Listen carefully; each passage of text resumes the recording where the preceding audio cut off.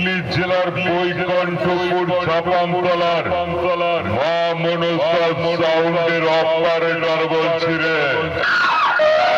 তোরা তো শালা কুকুর বিড়ালের সাথে কম্পিটিশন করে জিতে যাস বলে নিজেকে হিরো ভাবি। ক্ষমতা থাকলে আমার সাথে কম্পিটিশন করে